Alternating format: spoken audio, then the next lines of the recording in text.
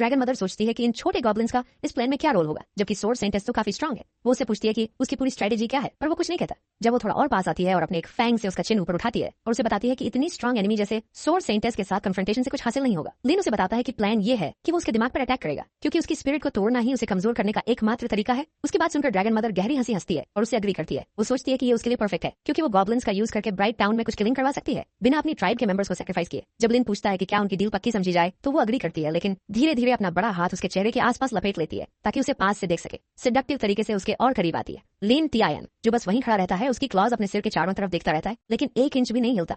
Purple dragon mother उससे कहती है कि उसने कभी इमेजिन भी नहीं किया था कि एक गॉब्लिन इतना क्लेवर हो सकता है, और कहती है कि उसे जितना ज्यादा देखती है उतना ही वो उसे पसंद आने लगता है। बहुत ही सिलेक्टिव अंदाज में वो उससे पूछती है कि क्या उसे उससे कोई रिवॉर्ड चाहिए। अगर तुम्हें समझ में आ रहा है तो लिन टियन, जो अभी भी उसकी बाहों में होता है, सोचता है कि फीमेल ड्रैगन्स ब्रीडिंग सीजन के दौरान ऐसी ही हो जाती है। आखिरकार पर्पल ड्रैगन मदर डिसाइड करती है कि लिन टियन की छोटी सी बॉडी उसके अटेंशन के लायक नहीं है, इसलिए वो उसे फिलहाल कोई और रिवॉर्ड देने का डिसाइड करती है, जिसका मतलब है कि फ्यूचर में कुछ हो सकता है। ड्रैगन मदर आसपास देखती है और सोचती है कि उसे उसके लिए क्या रिवॉर्ड चुनना चाहिए। इस बीच टियन क्वांग ट्राइब में, जो लिन टियन की ट्राइब है, वहाँ सब कुछ स्मूथली चल रहा होता है। कैप्टन लोडर को एक क्रॉस से बांधकर तेज धूप में रखा गया है, जबकि कुछ गोब्लिन उसे गार्ड कर रहे होते हैं ताकि वो कोई फनी बिजनेस ना करे। हेवीली प्रेग्नेंट एल्व्स भी बिना किसी टेंशन के आसपास घूम रही होती है। कैप्टन खुद से सोचता है कि इतना टाइम हो गया है और नाइट्स उसे बचाने क्यों नहीं आए। सिंपल आंसर ये है कि शायद उसने अपनी वर्थ ओवर एस्टिमेट कर ली है। वो सोचता है कि अगर उसे ज्यादा टाइम तक यहाँ रखा गया तो वो अपना दिमाग खो देगा और उसे एस्केप करने की जरूरत है। एकमात्र इशू ये है कि पूरे कैंप में हर इंच पर गॉब्लिन्स मौजूद हैं, तो उसके बचने के चांसेस क्लोज टू नाइल है। कैप्टन के दिमाग में एक ग्रेट आइडिया आता है और वो डिसाइड करता है कि अगर वो ऊंचाई पर पहुंच जाए तो एस्केप कर सकता है, क्योंकि गॉब्लिन्स काफी छोटे होते हैं। उसकी सोच जल्द ही ड्रैगन की प्रेजेंस से इंटरप्ट हो जाती है, जो ट्राइब की तरफ उड़ता हुआ आ रहा होता है।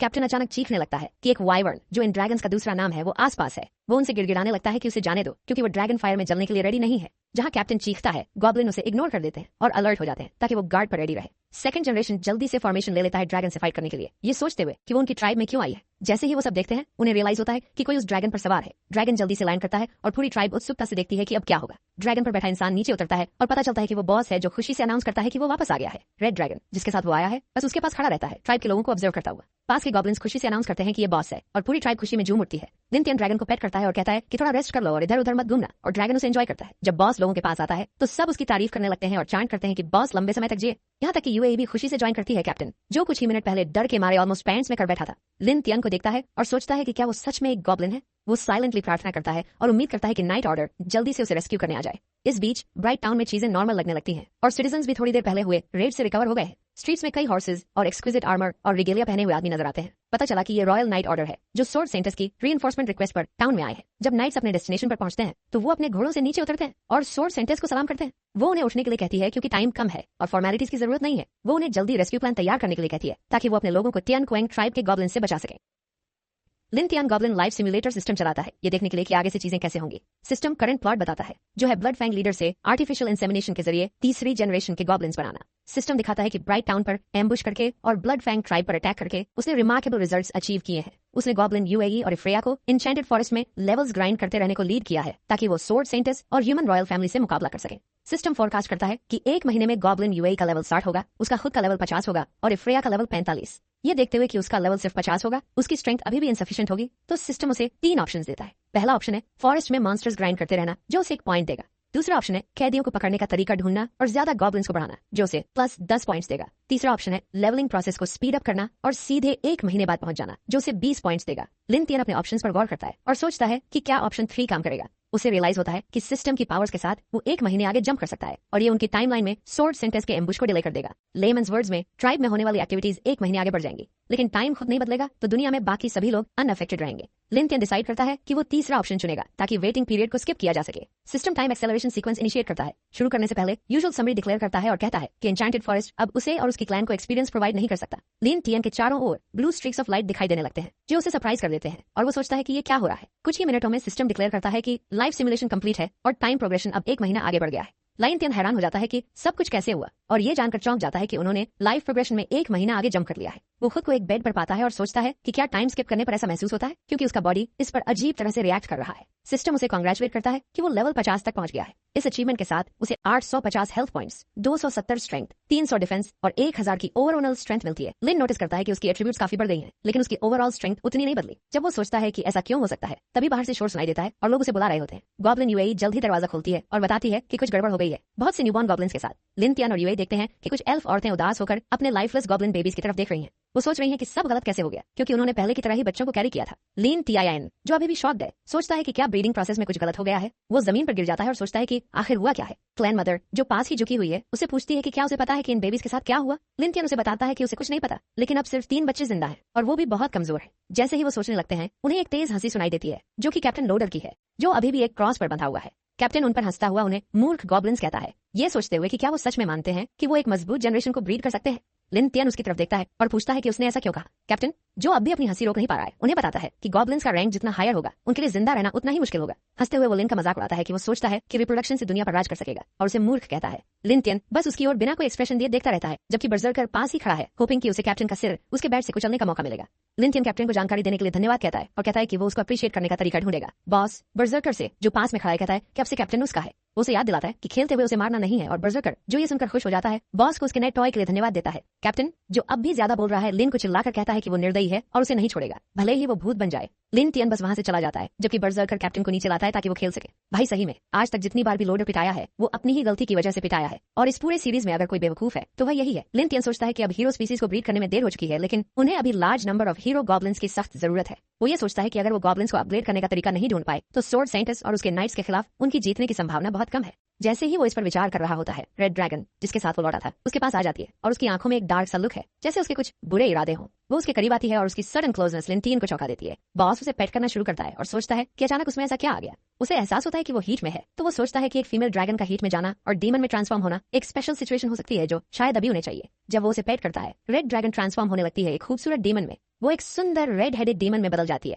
और ब्लश करती है जैसे ही उसकी नजर उस पर पड़ती है। लिन समझता है कि ये एक स्पेशल केस है और सोचता है कि शायद यही कारण है कि ड्रैगन मदर ने उसे उसके साथ भेजा था। जब वो उसके पास आती है, लिंथियन हंसता है और उसके चेहरे पर पसीना आने लगता है, जैसे वो इस हंट में प्रे हो। वो तेजी से उस पर कूदती है और वो अपनी पीठ पर गिर जाता है, जिससे उसे एक एडवांटेज पॉइंट मिल जाता है। वो उसके ऊपर चढ़ने लगती है और वो दोनों अपना एक्शन शुरू कर देते हैं। जैसे ही वो खत्म होता है, सिस्टम विंडो खुलता है और सिस्टम उसे कंग्रेचुलेट करता है एक नया अचीवमेंट अनलॉक करने और प्रमोट होने के लिए। उसके नए स्टैट्स हैं 1500 HP, 520 स्ट्रेंथ और 1200 डिफेंस। लिंथियन जब खुद को उसकी पकड़ से छुड़ाता है तो सोचता है कि एक ड्रैगन इतनी फाइस्टी और फरोशियस कैसे हो सकती है, लेकिन उसे खुशी है कि वो इवॉल्व हो चुका है। उसे याद आता है कि रेड ड्रैगन ने उसे बताया था कि वो उसे थोड़ा सा खून दे सकती थी ताकि वो इवॉल्व हो सके, लेकिन उसने ये रास्ता इसलिए चुना क्योंकि ये ज्यादा मजेदार था। जब वो इस सब के बारे में सोचता है तो रेड ड्रैगन पीछे से आ जाती है और कहती है कि उसने अभी खत्म नहीं किया है, जिससे उसकी बैक नम हो जाती है क्योंकि वो उसे पकड़ने के लिए उसकी ओर बढ़ती है। वो बाकी गॉब्लिन्स की ओर इशारा करता है और कहता है कि जब वो बाकी गॉब्लिन्स को अपना ड्रैगन ब्लड देने का काम खत्म कर ले तो वापस आकर उसके साथ खेल सकती है। पास के गॉब्लिन्स बस कंफ्यूजन में उसे देखते रहते हैं, सोचते हुए कि बॉस क्या बोल रहा है। रेड ड्रैगन तुरंत एक्शन में आ जाती है और गॉब्लिन्स की ओर दौड़ने लगती है, जो ये सोच रहे होते हैं कि ये सब क्या हो रहा है।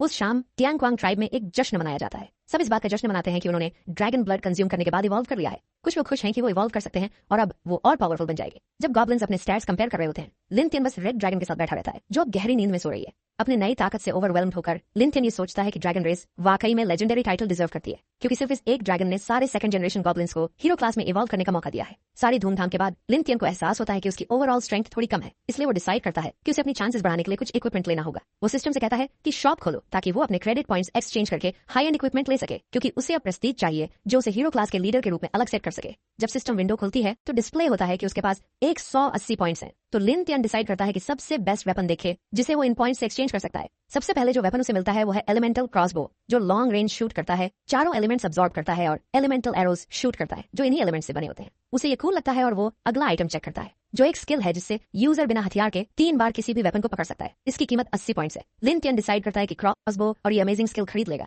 क्योंकि ये सोर्स के खिलाफ बैटल में यूजफुल साबित हो सकता है और शायद उसकी जान भी बचा सकता है। वो जल्दी से अपने क्रेडिट पॉइंट्स एक्सचेंज करता है और अपनी खरीदारी पूरी करता है। उसे जल्दी ही वो स्किल और वेपन मिल जाते हैं और वो सोचता है कि ये क्रॉसबो कितनी जबरदस्त है। क्रॉसबो को देखते हुए वो डिसाइड करता है कि किसी टेस्ट सब्जेक्ट को ढूंढे ताकि इसे ट्राई कर सके। कन्वीनियंटली कैप्टन लोडर, जो अब भी नेक तक क्रॉस पर बंधा हुआ है, लिंथियन को घूरता रहता है। लिन उसकी तरफ मुड़ता है और डिसाइड करता है कि कैप्टन उसका सही टेस्ट सब्जेक्ट होगा क्रॉसबो को टेस्ट करने के लिए। जैसे ही लिंथियन कैप्टन की ओर बढ़ता है, कैप्टन उससे पूछता है कि वो उस हथियार के साथ क्या करने वाला है, लेकिन लिंथियन कोई जवाब नहीं देता। हम ये नहीं देखते कि ये कैसे खत्म होता है, लेकिन इतना पता चलता है कि लोडर पहला इंसान बना जिसने देखा कि लिंथियन कितना ताकतवर हो गया है। इस बीच एन्चेंटेड फॉरेस्ट में कुछ वॉरियर्स दिखाई देते हैं जो मजे ले रहे होते हैं। उनमें से एक औरत, जो मेज है, कंप्लेन करती है कि लो लेवल मॉन्स्टर्स बहुत बोरिंग है और उन्हें इनके साथ लड़ने का कोई मतलब नहीं दिख रहा। दूसरी औरत मानती है कि उन्हें ब्राइट टाउन में स्वॉर्ड साइंटिस्ट के साथ रहना चाहिए था ताकि वो ड्रैगन्स का सामना कर सके। उनकी कैप्टन उन्हें बताती है कि ड्रैगन मदर लगातार ब्राइट टाउन को परेशान करती रहती है, इसलिए स्वॉर्ड साइंटिस्ट टाउन नहीं छोड़ सकती। इसलिए उसने उन्हें गॉब्लिन्स से निपटने के लिए यहाँ भेजा है, जो उनके लिए एक बड़ा मौका है। कैप्टन उन्हें बताती है कि उन्हें शार्प रहना होगा क्योंकि वो इस मौके को बर्बाद नहीं कर सकते। जैसे ही वो बातें कर रहे होते हैं, उनमें से एक को जंगल में कुछ नजर आता है तो वो सब बैटल के लिए तैयार हो जाते हैं।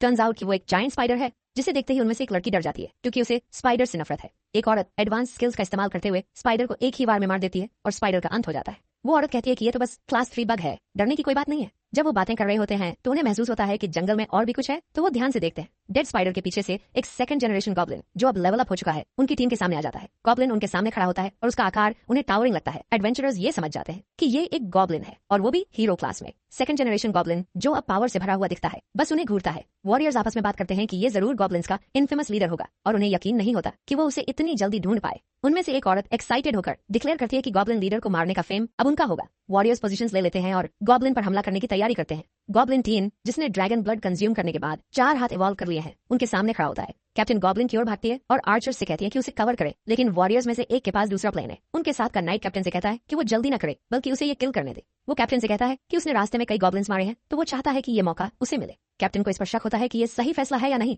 लेकिन नाइट इंसिस्ट करता है कि उसे अब तक सिर्फ लोअर गॉब्लिन्स मारने का मौका मिला है, लेकिन वो हीरो क्लास गॉब्लिन को मारना चाहता है। थोड़ी अनिच्छा के बाद कैप्टन मान जाती है और नाइट को मौका देती है, होपिंग की लड़ाई जल्दी खत्म हो जाएगी। नाइट कैप्टन से कहता है कि ये उस पर छोड़ दे और गॉब्लिन की ओर बढ़ता है। वो बाकी लोगों से कहता है कि देखना कैसे वो गॉब्लिन को एक ही शॉट में खत्म कर देगा। फिर वो एक एडवांस्ड टेक्निक करने के लिए पोज बनाता है। नाइट एक इंटरमीडिएट स्किल यूज करता है जिसे रेजिंग वॉर्टेक्स कहते हैं, और वो गोब्लिन की ओर अपने वेपन को इनक्रेडिबल स्पीड से फेंकता है, एक्सपेक्टिंग कि इसका टकराव गोब्लिन को मार देगा। गोब्लिन रास्ते से हटता नहीं है, बल्कि ऐसा लगता है कि वो भी अपना अटैक करने की तैयारी कर रहा है। हवा टेंस हो जाती है क्योंकि एडवेंचरर्स ये देखने के लिए इंतजार करते हैं कि हथियार वास्तव में गॉब्लिन को चीर कर रख देगा या नहीं। इवेंचुअली ऐसा नहीं होता क्योंकि गॉब्लिन उसे ऐसे पकड़ लेता है जैसे वो बस एक छोटा पेपर प्लेन हो। जैसे ही वो अटैक पकड़ता है, वो उसे नाइट की तरफ वापस फेंक देता है। तो कैप्टन जल्दी से मेज को कहती है कि अपनी मैजिक शील्ड एक्टिवेट कर लो। उस थ्रो का इम्पैक्ट इतना मजबूत होता है कि वह लगभग शील्ड को तोड़ देता है। नाइट तुरंत ही चुप हो जाता है, ये देखते हुए कि अगर मेज ने 1 सेकंड भी लेट रिएक्ट किया होता तो वो अभी मर जाता। आर्चर कहती है कि गॉब्लिन एक पावर टाइप है, सो डायरेक्ट कन्फ्रंटेशन से उनका चांस कम है ड्यू टू इट्स स्ट्रेंथ। वो सजेस्ट करती है कि सब थोड़ा पीछे हटे ताकि वो उसे अपनी एरोज से हिट कर सके।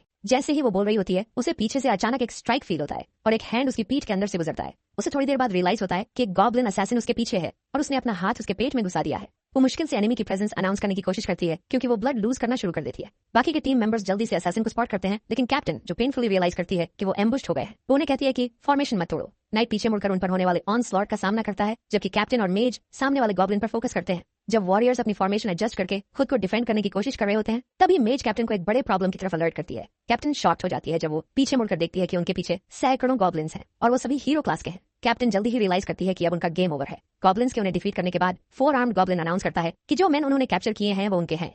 वो एक फीमेल वॉरियर को उठाता है और कहता है कि वो उसे अपने लिए रखेगा और बाद में उससे खेलने का प्लान करता है। बर्सर्कर जो पास ही में खड़ा होता है उसे इन्फॉर्म करता है कि वो मैन उनके नहीं है बल्कि वॉर के स्पॉइल्स हैं। वो उसे रिमाइंड करता है कि बॉस ने उन्हें कहा था कि जो भी ह्यूमंस मिले उन्हें जिंदा रखा जाए, और याद दिलाता है कि उसने पहले ही एक ह्यूमन को अपनी बेवकूफी से खो दिया तो उसे कुछ नहीं मिलेगा। 4 आर्म्स टैंट्रम फेंकना शुरू करता है क्योंकि उन्होंने इतने सारे ह्यूमंस को मार दिया है और उन्हें ये रखने का हक है। वो इंसिस्ट करता है कि अब वो स्ट्रांग हो गए हैं और वॉर के स्पॉइल्स रखने का हक उनके पास है। पास के गॉब्लिन्स बर्सर्कर को बताते हैं कि 4 आर्म्स सही कह रहा है क्योंकि सेकंड जनरेशन गॉब्लिन्स अब ट्राइब में सबसे स्ट्रांग है और इसका मतलब है कि पूरा ट्राइब अब उनकी बात सुनेगा। कुछ हीरो क्लास गॉब्लिन्स बर्सर्कर को, जो उनका बड़ा भाई है, ये कहते हैं कि अब वो सच में सबसे स्ट्रांग है और वो उसकी बात सुनेंगे। बर्सर्कर अपनी वेपन की रिफ्लेक्शन में खुद को ध्यान से देखता है और गहरी सोच में पड़ जाता है। थोड़ी देर बाद वो अपने थॉट्स को डिस्कार्ड कर देता है और उन्हें कहता है कि पहले लूट को घर लेकर चलो। जब वे ट्राइब पहुंचते हैं, गॉब्लिन्स एक्साइटेड होते हैं ये सुनकर कि हीरो क्लास गॉब्लिन्स लौट आए हैं, खासकर जब उनके पास ह्यूमंस और काफी लूट भी है। वो गॉब्लिन टीएन का नाम चांट करना शुरू करते हैं। मीनवाइल एल्फ क्लैन मदर लिंटियन से पूछती है कि क्या उसे यकीन है कि वो अब भी उन्हें कंट्रोल कर सकता है, लेकिन लिंटियन कोई जवाब नहीं देता। जब हीरो क्लास गॉब्लिन्स ट्राइब में एंटर करते हैं, गॉब्लिन टीएन उस कैप्टन को पकड़े रखता है जिसे उन्होंने कैप्चर किया था और कहता है कि वो उसे खा जाएगा क्योंकि वो उसका लूट है। लिंटियन सिंपली टीएन के पास जाकर कहता है कि कैप्टन को छोड़ दो क्योंकि उस आदमी के पास वो इन्फॉर्मेशन है जिसकी उसे जरूरत है। 4 हाथ इस बात पर गुस्सा हो जाता है। वो आदमी को छोड़ने से मना कर देता है और लिंटियन से कहता है कि उसे कुछ औरतें दे दे इसके बदले में। यूएई और क्लैन मदर जो पास में खड़ी होती है, टीन की बातों से अलार्म्ड हो जाती है और उन्हें रियलाइज होता है कि अब पावर टसल शुरू होने वाला है। लिन गॉब्लिन टीन से पूछता है कि क्या उसे पता है कि वो क्या कह रहा है क्योंकि वो उनका लीडर है। 4 आर्म्स कहता है कि ये सच नहीं है क्योंकि उन्होंने डिसाइड किया है कि अब बर्सर्कर उनका नया लीडर है और वो अब उसकी बात मानेंगे। बर्सर्कर जो इस कॉम्प्रोमाइजिंग सिचुएशन में डाले जाने पर एम्बैरेस्ड महसूस करता है, बस क्वाइटली खड़ा रहता है। लिन टीन बर्सर्कर को कांग्रेचुलेट करता है और कहता है कि उसे अब पता चला कि इसके पीछे का मास्टरमाइंड कौन है। लिन बर्सर्कर से कहता है कि गॉब्लिन टीन को मार दो अपनी लॉयल्टी शो करने के लिए, तो फिर वो उसे माफ कर देगा। 4 आर्म्स लिन टीएन का मजाक उड़ाना शुरू करता है, ये कहते हुए कि बर्सर्कर उसकी बात नहीं सुनेगा क्योंकि अब वो उनका नया बॉस है। जैसे ही वो बॉस का मजाक उड़ाना कंटिन्यू करता है, उसे एक हाथ अपने सिर के चारों तरफ फील होता है। वो लिन टीन को थ्रेटन करना जारी रखता है, ये कहते हुए कि आज वो उसे मार डालेंगे और खुद ट्राइब पर रूल करेंगे। क्लैन मदर और लिन टीन क्लोजली देखते हैं कि क्या होगा। एक पल में बर्सर्कर अपनी हथेली बंद करता है और टीएन का सिर अपने होल्ड की प्रेशर से क्रश कर देता है। बर्सर्कर टीन के लाइफलेस बॉडी को लिन टीएन और उसकी औरतों के सामने गिरा देता है, जिससे बाकी गॉब्लिन्स शॉक में पड़ जाते हैं क्योंकि उसने अभी अपने भाई को मार दिया।